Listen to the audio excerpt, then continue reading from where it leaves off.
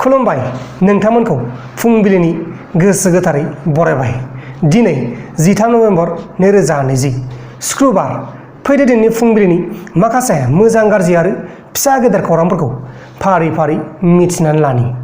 गिबि खौराङा जाबाय चिरां जिल्लानि बेंटल बाजारजों नांजाबनानै थानाय आसाम ग्रामीण विकास बेंकआव थांनाय 10 बोसोरनिफ्रायनो जब कार्ड बिगोमा गैयालासिनो बेंक एकाउन्टनिफ्राय रां दिहुननानै जाबोबाय थादों होननानै खौराङाव फोसावनाय जादों। माने जब कार्डनि बिगोमा गैयालासिनो जब कार्डनि एकाउन्टनिफ्राय फैसा जाबोबाय थादों। आसरित।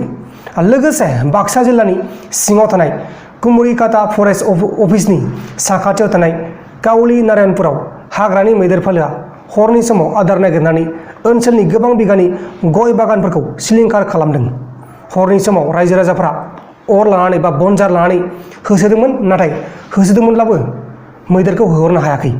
गोबां दुखुनांथाव जाथाय। जोंनि बे आसामावनो जा बिटिसियावनो जा जेरावबो जेखिबो मैदेर फालो फैगासिनो दङ। मानोना दा माइ हानायनि बोथोर, बेखायनो मैदेरफ्रा माइ बागानाव फैयो बा गय बागानाव फैयो। गुबुन फारसेथिं चिराङाव गोबां बिबांनि आयेननि बेरेखा आयरन आरो पेट्रल हमदों। बेजों लोगोसे फेग्रा मुवा फालांगिरि खालामग्रा गंसे AS26C7176 अनजिमानि टाटा DI गारि हमनानै मोनदों आरो बेनि फारसे दा पुलिसफ्रा नायबिजिरगासिनो दङ। नायबिजिरनाया सोलिगासिनो दङ। दानिया फैदो गुबुन खौराङाव। गुबुन खौराङा जाबाय फैगौ 2021 मायथाइयाव जानो गोनां आसामनि बिधान सभानि बिसायख'थिखौ लानानै हाग्रामा महिलारिया डक्टर हेमन्त बिश्व शर्मा, जायबा कंग्रेसनि एक्स मिनिस्टार आरो दा बिजेपिनि लिडार, बिथांखौ अपेन चेलेन्ज खालामदों आरो बिपिएफआ बिटिसिनि बिसायख'थियाव देरहानानै सरकार दायोब्ला समायखिरा लानाय समाव हेमन्त बिश्व शर्माखौ लेंहरनाय जानाय नङा होननानै बिथां हाग्रामा महिलारिया बुंदों। लोगोसे वेस्ट बेंगलनि चिफ मिनिस्टार बिथां ममता बेनार्जी, जायबा वेस्ट बेंगलनि आब' बा दिदि, बिथाङा कलकातानि तपसियायाव अर खामनानै गासै 50टा बा 60टा खानसो न' खामनायखौ नायनो थांनानै अनसुंथाइनिबो खोथा बुंदों। गुबुन खौराङा जाबाय ओडिशा बलांगिर जिल्लानि सान्द्रापाड़ा गामियाव नखरसेनिनो 6 जन सुबुंफोरनि न'आवनो गोथै सह मोनदों। बिसोरनि गोथै सहखौ हायाव कम्बलजों फाननानै थानो मोननाय जादों। थैनाय सुबुंफोरखौ बुलु जानि 5 बोसोरनि, बिनि बिसि ज्योति जानि 48 बोसोरनि आरो बिसोरनिनो गासै 4 गथ' गथाय होननानै सिनायनाय जादों।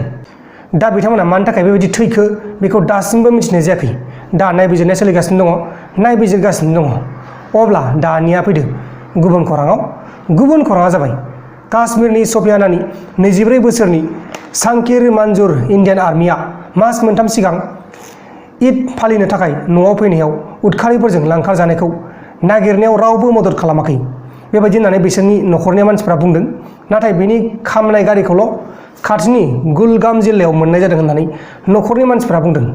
दिनैसिमबो बा दासिमबो बिथांनि न'खरनि मानसिफ्रा बिथांखौ नागिरगासिनो दं आरो गाबगासिनो दङ। नाथाय दासिमबो रावबो जोंनि बे हादोरनि सुबुंफ्रानो बिथांमोननि न'खरखौ मदद खालामाखै। लोगोसे आन्ध्र प्रदेशनि सासे मानसिया भक्ति चेनेलनिफ्राय मेलाव भक्ति एबा आरजनि जायगायाव गाज्रि सिनेमानि लिंकसो मोननाय जादों। बे मेलखौ WTDनि श्री भेंकटेश्वरा भक्ति चेनेलनिफ्राय मोनदों होननानै खौराङाव फोसावनाय जादों आरो दा बे चेनेलनि सायाव माखासे नायबिजिरगासिनो दङ, नायबिजिरनाया सोलिगासिनो दङ। अब्ला दानिया फैदों जोबथारनाय खौराङाव। जोबथारनाय खौराङानो जाहैबाय NCBआ सुशांत सिंह राजपुतनि ड्राग्सनि केसआव एक्टर अर्जुन रामपाल आरो बेनि मोजां मोननाय सिख्लाखौ गोबां सोंथि खालामगासिनो दङ, नाथाय दासिमबो जेबो मोननाय जाथ'वाखै। लोगोफोर, दिनैनि फुंबिलिनि रादाबफ्रा बेखिनिल'मोन। जुदि नोंथांमोना आंनि बे भिडिअखौ मोजां मोनदों अब्ला भिडिअखौ शेयार खालाम, नोंथांनि लोगोनो WhatsAppआवनो जा फेसबुकआवनो जा जेरावबो जेखिबो शेयार खालामबानो जाबाय। आरो दासिमबो जुदि नोंथांमोना आंनि बे प्रान्जल नार्जारि इउटुब चेनेलखौ साबस्क्राइब खालामाखै अब्ला अन्नानै साबस्क्राइब खालाम।